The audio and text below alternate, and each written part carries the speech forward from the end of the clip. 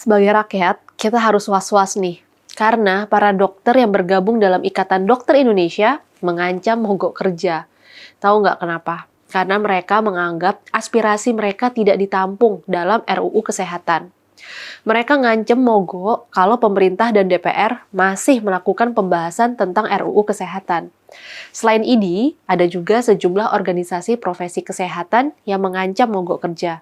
Ini adalah mereka, Ikatan Bidan Indonesia, Persatuan Dokter Gigi Indonesia, Persatuan Perawat Nasional Indonesia, dan Ikatan Apoteker Indonesia. Tapi nampaknya yang menjadi motor dan paling gigih ngelawan itu adalah ID. Kalau dipelajari, salah satu keberatan utama mereka itu adalah hilangnya hak-hak istimewa ID di dalam RUU itu. Mereka nganggep ID yang selama ini sangat powerful di dunia kedokteran diabaikan begitu saja. ID kan kita tahu ya, selama ini adalah organisasi tunggal para dokter di Indonesia. ID sangat berkuasa menentukan nasib seorang dokter. Tanpa rekomendasi dari ID, seorang dokter yang sudah menempuh pendidikan tinggi di sekolah terbaik tetap nggak akan bisa berpraktek di Indonesia. Peran ID sebagai organisasi profesi yang memiliki otoritas untuk menentukan izin praktek dokter bisa dibilang cuma terjadi di Indonesia. Di negara-negara tetangga seperti Malaysia, Singapura, Thailand, nggak ada kewenangan yang seperti itu. Apalagi di negara-negara maju. Masalah izin dan jaminan menjaga kompetensi dokter sepenuhnya ditentukan oleh pemerintah. Kekuasaan ID yang luar biasa ini yang ditiadakan di RUU Kesehatan baru. Di dalam RUU Kesehatan, penyebutan nama ID ditiadakan. Pemerintah bukannya melarang ID, tapi enggak mewajibkan kehadiran sebuah organisasi tunggal dalam undang-undang. Kalau para dokter mau membuat organisasi profesi, tetap diizinkan. Tapi nama dan kewenangan organisasi profesi itu nggak perlu lagi ditetapkan dalam undang-undang. Ketentuan tentang kewajiban adanya rekomendasi ID buat dokter yang mau praktek juga ditiadakan. Ini tentu akan mempermudah dokter untuk menjalankan profesinya. Begitu juga RUU ini akan mempermudah lahirnya para dokter spesialis baru di Indonesia. Negara itu masih sangat membutuhkan dokter spesialis. Rasio dokter spesialis di Indonesia jauh lebih rendah, nggak sampai 50% dari standar Organisasi Kesehatan Dunia. Nah, akhirnya penanganan kesehatan masyarakat seringkali terhambat karena minimnya dokter spesialis. RUU ini yang akan mempermudah proses pemberian izin praktek yang diharapkan bisa menjawab kebutuhan dokter spesialis itu.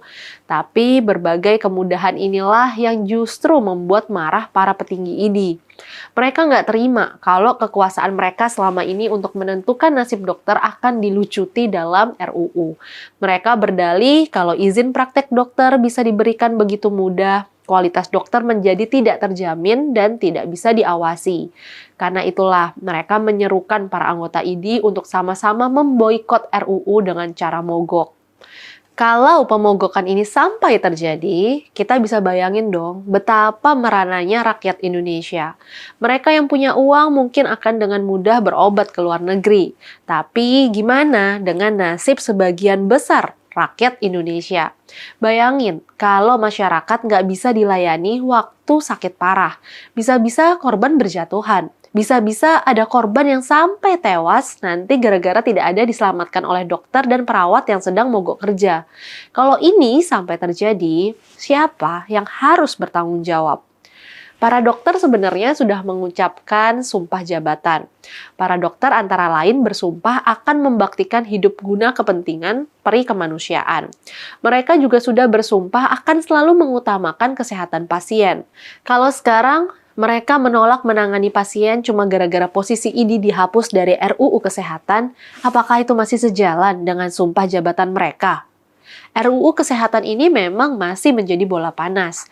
Semula dikabarkan RUU ini akan dibahas dalam sidang paripurna DPR tanggal 20 Juni kemarin.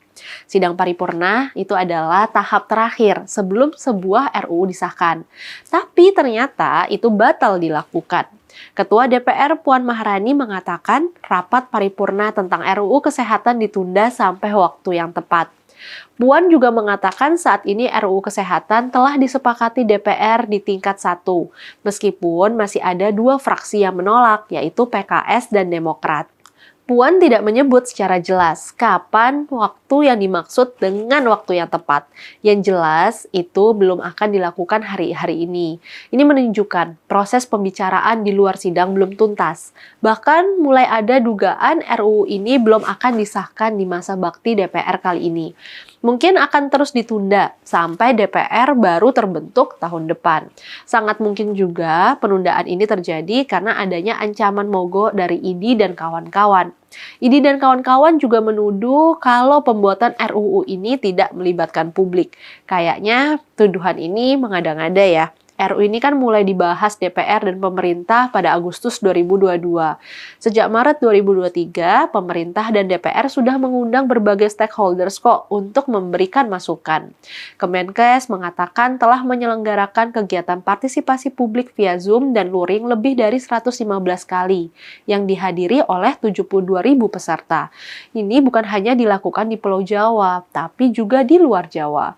Semua organisasi profesi yang mengancam mogok juga diundang kok.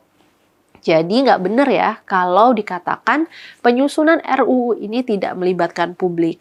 Beragam masukan juga sudah diakomodir dalam RUU ini.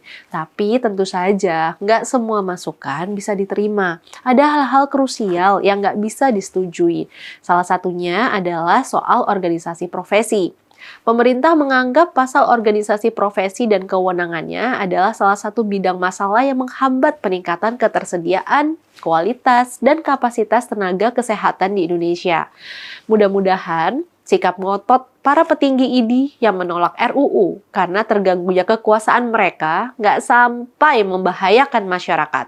Kita dukung lahirnya RUU Kesehatan yang berorientasi pada kepentingan rakyat. Saya, Rizka Putri, undur diri.